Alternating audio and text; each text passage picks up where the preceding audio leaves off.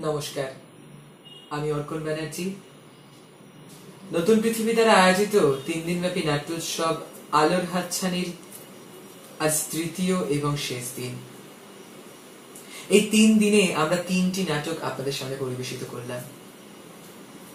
বিভিন্ন প্রতিকূলতার মাঝেও আমরা প্রতিটি নাটক আপনাদের সামনে উপস্থাপন করেছি এবং সেই নাটকগুলিকে ফুটিয়ে তোলার চেষ্টা করেছি।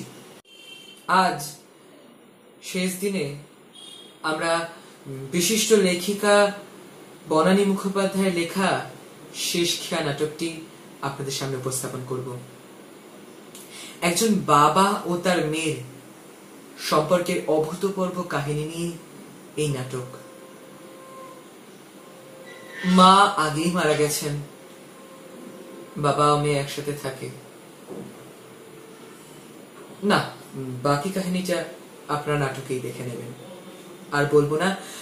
বেশি সময় না নিয়ে আমরা শুরু করছি আমাদের আজকের নাটক শেষ খেয়া। যদি কোনো ভুল ত্রুটি হয়ে থাকে আমাদের ক্ষমা করবেন। নমস্কার।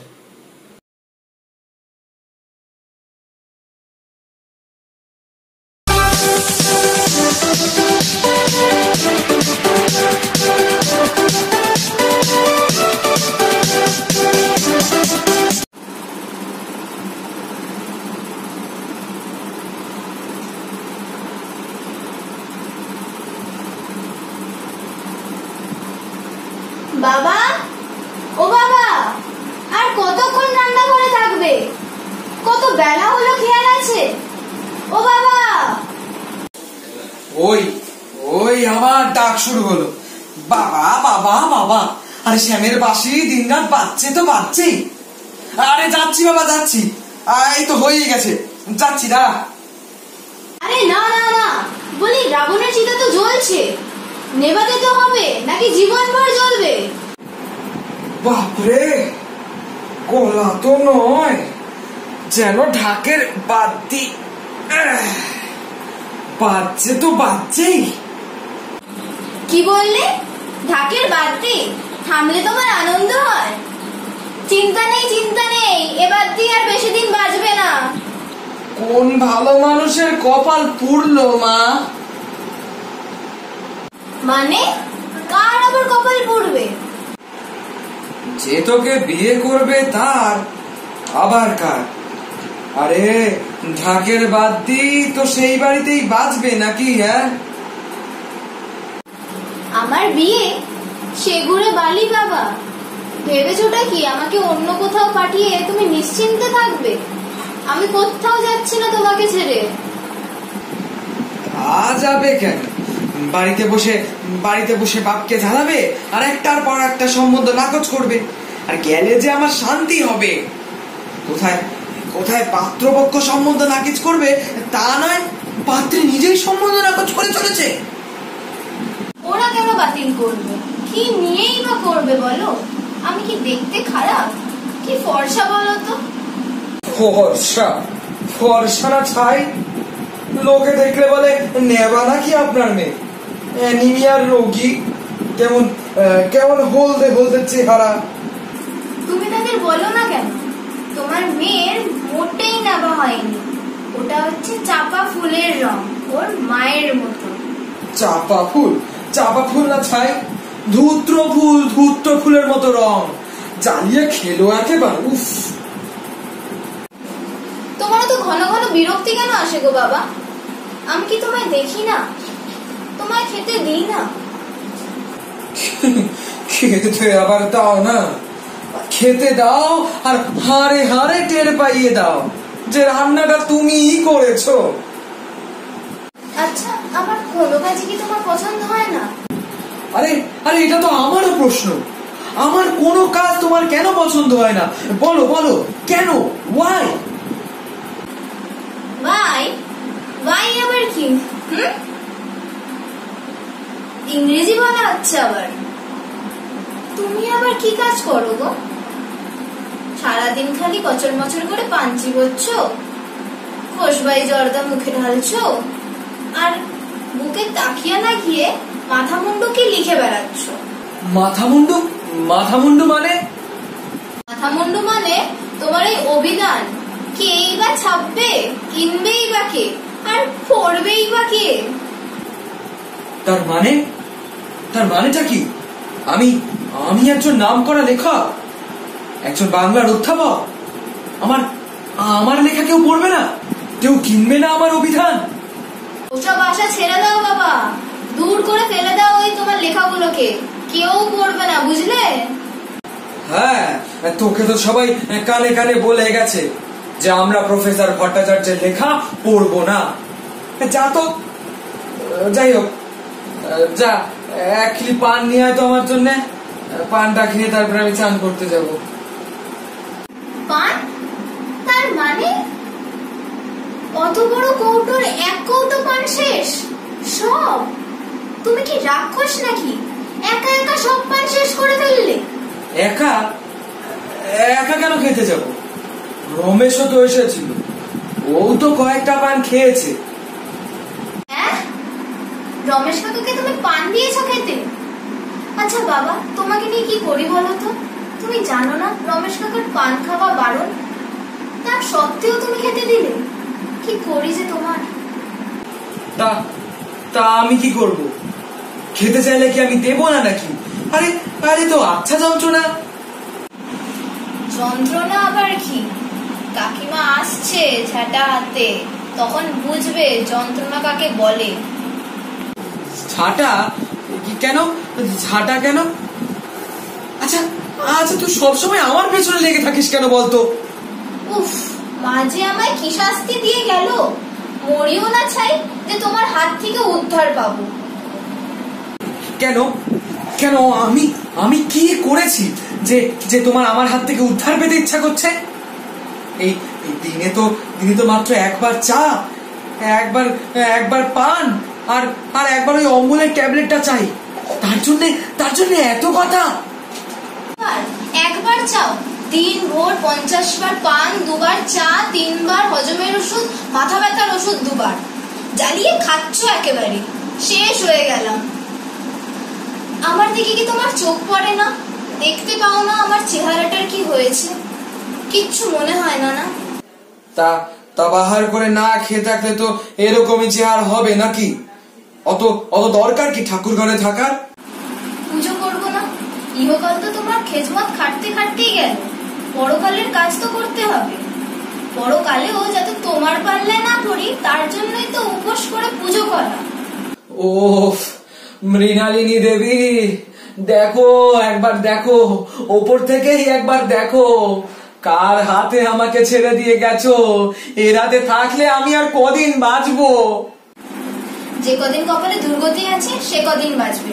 যাও যাও, চান করতে যাও, আর কোনো কথা শুনবো না। আমি ভাত বাড়তে চললাম।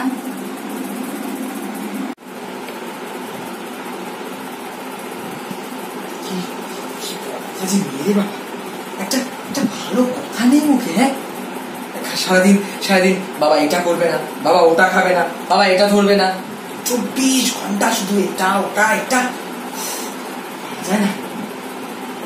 বাবা চানটা সেরে নি, নয়তো এবার কুরুক্ষেত্র বাঁধবে।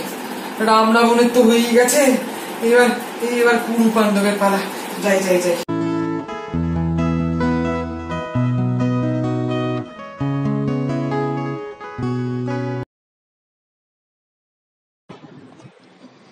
বাপরে, এতক্ষণে সারা হলো।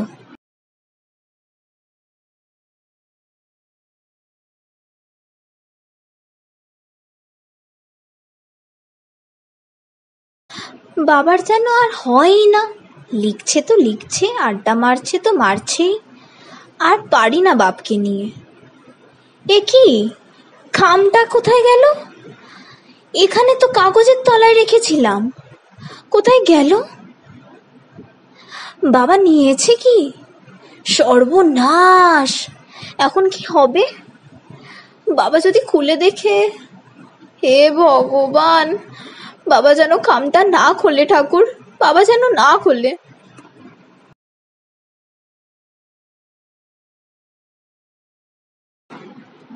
আরে আমার পানের কৌটোটা কোথায় উধাও হয়ে গেল? হ্যাঁ, আরে দেখতে পাচ্ছি না তো।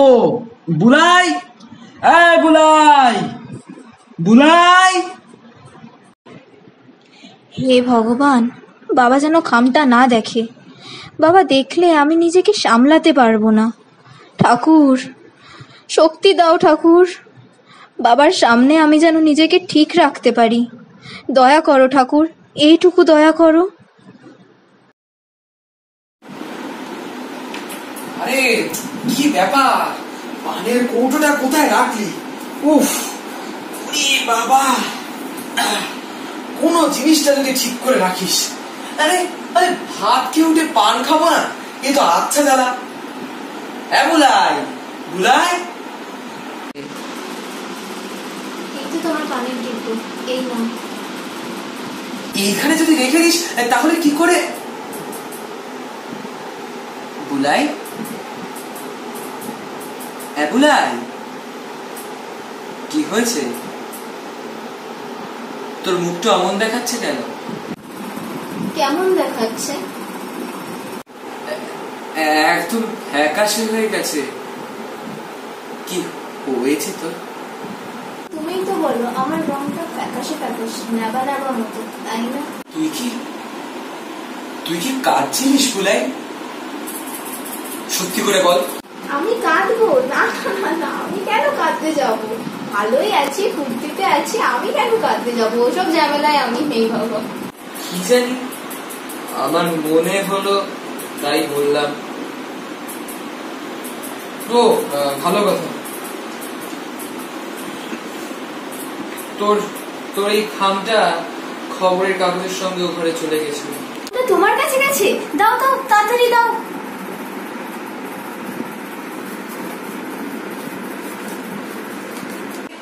কি ব্যাপার, অমন হ্যাচকা টান মেরে নিয়ে নিলি কেন? ওটাতে ওটাতে কি আছে রে?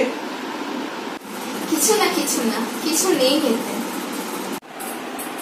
তবে তবে ওটা লুকাচ্ছিলিস কেন? কি আছে ওতে? আমি আমি খামটা খুলে দেখেছি। ওটা তো ক্যান্সার হসপিটালের খাম। কিন্তু কিন্তু ওতে তোর নাম কেন? বুলাই, বুলাই চুপ করে থাকিস না। বুলাই কিছু বল। বুলাই, অসুখটা যদি আমারই হয়, নামটাও তো তাহলে আমারই হবে বাবা, অন্য কারো কি করে হবে? তোর অসুখ? বুলাই, কি হয়েছে তোর? বুলাই, কি হয়েছে মা? বাবা, তোমার মেয়ের এই ফ্যাকাশে ফ্যাকাশে নেবা নেবা রংটার নাম লিউকেমিয়া। বুলাই, কি দারুণ নাম, তাই না বাবা? একেবারে জবরদস্ত। এই না হলে অসুখ। বুলাই, এই বুলাই, একা একা পালিয়ে যাবার মতলব করছিলিস মা? আমাকে না জানিয়ে? আলাবো কি গো বাবা, তোমায় ছেড়ে কি আমি যেতে পারি? মা চলে যাওয়ার সময় বলেছিল, বুলাই বাবাকে দেখিস। তাই তো আমি তোমার কাছে থাকবো বলে, তোমায় দেখবো বলে সব সম্বন্ধ না করে দিয়েছি। আমি শ্বশুর বাড়ি চলে গেলে তোমায় কে দেখতো বাবা, বলো? বুলাই, বুলাই,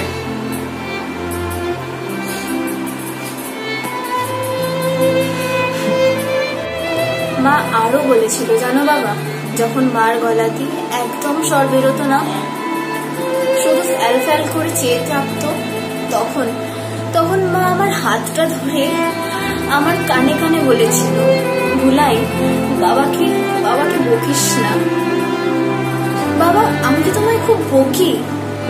আমি কি তোমায় খুব কষ্টে রাখি? না মা না, তুই আমায় একটুকু বকিস না, একটু আমার উপরে রাগ করিস না। আমায় বক মা, আমায় বক তুই মা, আমার উপরে রাগ কর মা, তুই আমার উপরে আরো রাগ কর। না গো বাবা, আমি তোমার উপর রাগ করিনি বাবা। আমি বিয়ে করিনি ঠিক, কিন্তু আমার বুকের ভেতর, আমার স্বপ্নের ভেতর একটা ছোট্ট দুষ্ট দামাল বেপরোয়া ছেলে তো সবসময় বসে আছে। তাকেই বকি আর কি, সর্বক্ষণ সারাদিন তার সাথেই কথা বলি, ঝগড়া করি, কিন্তু তাকে যে এবার ছেড়ে যেতে হবে, তার জন্যই তো আমার ভাব, আমার কষ্ট। সে কেমন করে থাকবে আমায় ছাড়া? সে কেমন করে থাকবে আমায় ছাড়া বাবা? সে ঠিক থাকবে না, একা একা সে ঠিক থাকবে। হঠাৎ একদিন দেখবি রামধনু রাঙা আলো গায়ে মাখা পুড়িয়ে তোর বিছানার পাশে এসে দাঁড়িয়েছে।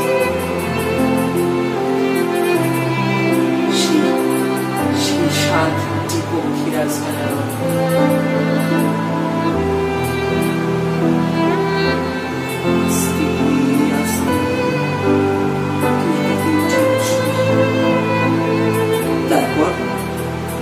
তারপর সেই সোনার রথে নিমেষে তোকে নিয়ে চলে যাবে সেই সব দেশে, সেই পক্ষী রাজার দেশে, সেই পক্ষী রাজার দেশে, সেই সব পরীর রাজ্যে। বড্ড ভয় করছিল বাবা। না না, কোনো ভয় নেই। সেই রথে বসে তুই সামনের দিকে তাকিয়ে দেখবি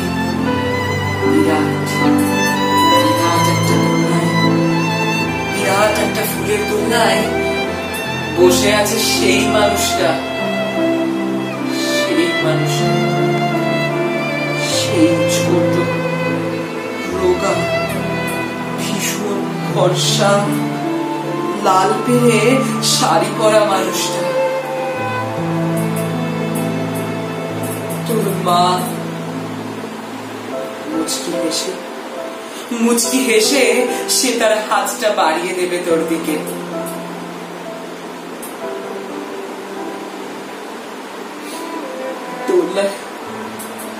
দোলনায় তার পাশে বসে অনেক অনেক কথা বলবি মা, অনেক অনেক জমে থাকা কথা, অনেক অনেক না বলা কথা, অনেক কথা।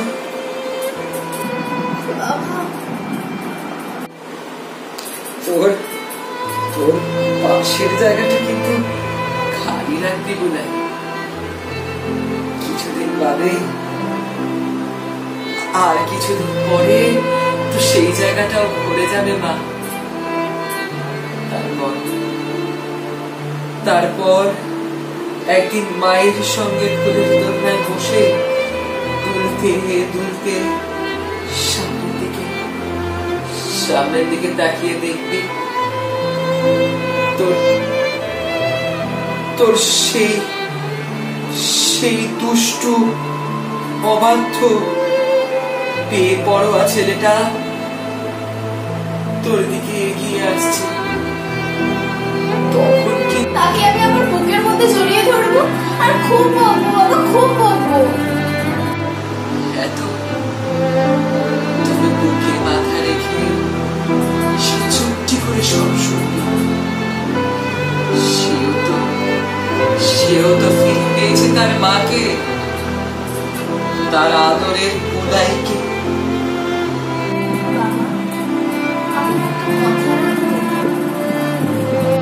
বল মা, বল। নিশ্চয়ই রাখবো, আমি তোর কথা নিশ্চয়ই রাখবো। সেই ছোট্টবেলার মতো তোমার কোলে মাথা রেখে একটু শোবো বাবা, আর তুমি মাথায় হাত বুলিয়ে দিতে দিতে সেই ছড়াটা বলবে, সেই আমার ভুলাই যাবে শ্বশুর বাড়ি, সঙ্গে যাবে কে? এই যে এই আমি শুয়েছি,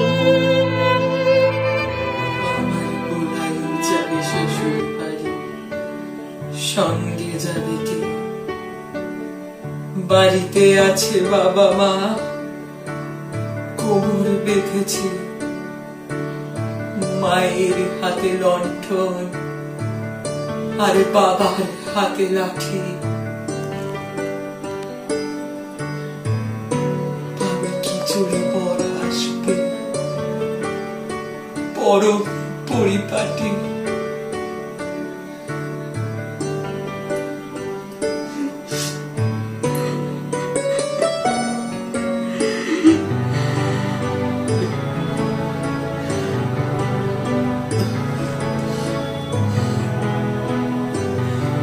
বুলাই বুলাই করে মায়, বুলাই গেছে খারে নাই, শাস্তি কাকে দাঁড়ে বাই। ওরে বুলাই তুই ফিরে আয়, ওরে বুলাই তুই ফিরে আয়।